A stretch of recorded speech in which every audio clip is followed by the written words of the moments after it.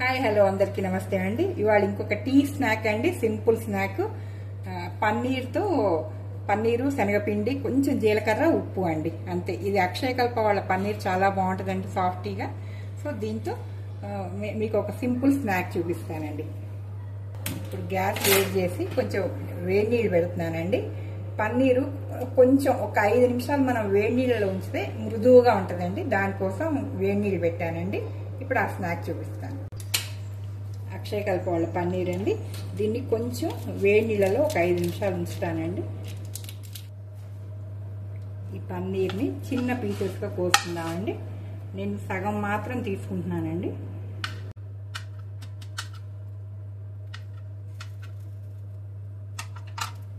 ఇలా చిన్న చిన్న క్యూబ్స్ లాగా అవుతాయండి. దీన్ని కొంచెం సేపు వేడి నీళ్ళు, నేను హాఫ్ మాత్రం తీసుకున్నానండి ఈ వాటికి. ఇప్పుడు ఈ నీళ్లు వేడెక్కినాయండి, దీంట్లో పోస్తున్నానండి. ఒక 5 నిమిషాలు దాని మీద మూత పెట్టేస్తానండి.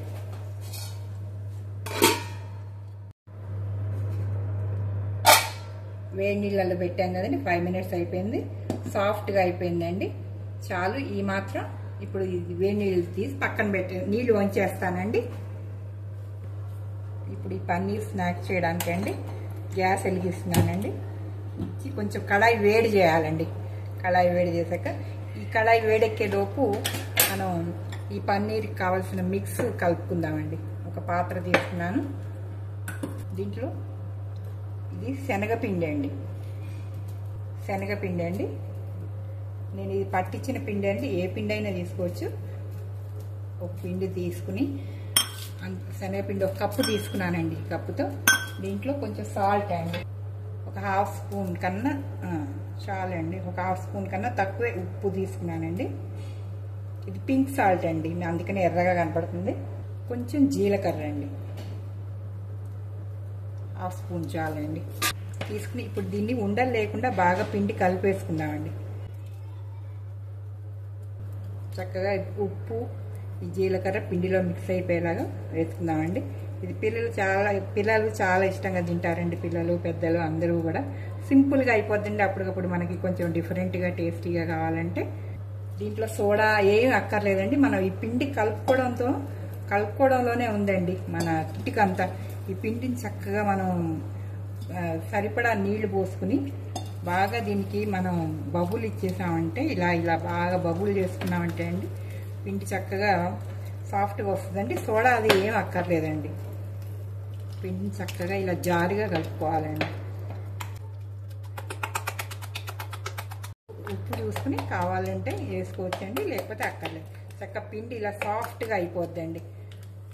మనకి ఒక సిరప్ లాగా, ఒక పంచదార పాకం వేస్తే ఎలా ఉంటుంది అలాగ పిండి నీరు బాగా కలిసిపోయి ఇలా సాఫ్ట్గా రావాలండి. అప్పుడు మనకి సోడా లేకపోయినా పర్వాలేదు.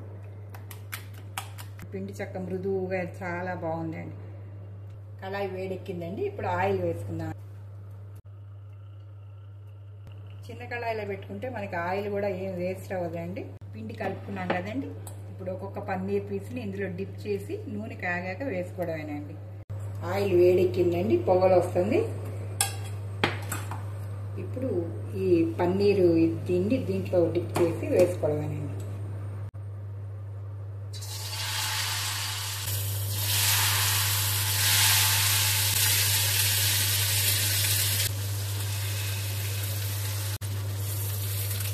లైట్ గోల్డెన్ బ్రౌన్లోకి వస్తే చాలండి. చక్కగా గోల్డెన్ బ్రౌన్కి వచ్చినాయండి. ఇక మనం ఇది తీసేయచ్చండి. మంచి టీ టైం పన్నీర్ స్నాక్ అండి. ఇది చిల్డ్రన్ డే స్పెషల్ కూడా అండి. November 14th పిల్లలది చిల్డ్రన్స్ డే వస్తుంది కదండి. సో పిల్లలకి హెల్దీ ప్లస్ టేస్టీ కూడా అండి. పిల్లలు చక్కగా అల్లరి చేయకుండా చాలా ఇష్టంగా తింటారండి. Happy children's day to all children and kids. Thank you so much. Please like, share and subscribe Padmaja Foods and Vlogs. Thank you so much, Andy.